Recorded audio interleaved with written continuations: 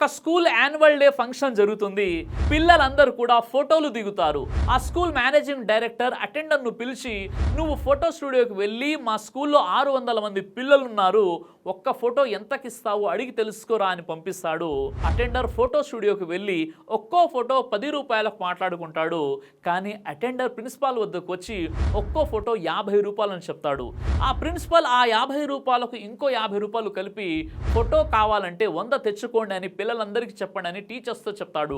Teachers అందరూ ఆ 100కు ఇంకో 20 రూపాయలు కలిపి ఫోటో కావాలంటే 120 రూపాయలు తెచ్చుకోండి అని పిల్లలకు చెప్తారు.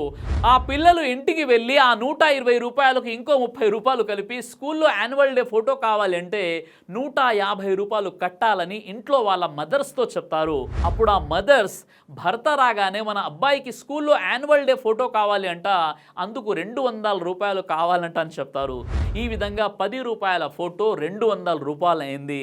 ఇలానే సమాజంలో కూడా 10 రూపాయల వస్తువును 100-200 రూపాయలకు అమ్ముతున్నారు. మధ్యలో కమిషన్, లంచం ఇలా రకరకాలుగా ప్రజల సొమ్మును దోచుకున్నారు. దీంట్లో సామాన్యులు మరియు మధ్యతరగతి వాళ్ళే ఎక్కువగా బలైపోతున్నారు. మన దేశంలో కరప్షన్ అనేది చాప కింద నీరులా ప్రవహిస్తుంది. కాబట్టి కింది స్థాయి నుండి పై స్థాయి వరకు మన దేశంలో కరప్షన్ అనేది ఈ స్థాయిలో ఉంది. దీనికి మీరేమంటారో కామెంట్ ద్వారా చెప్పండి.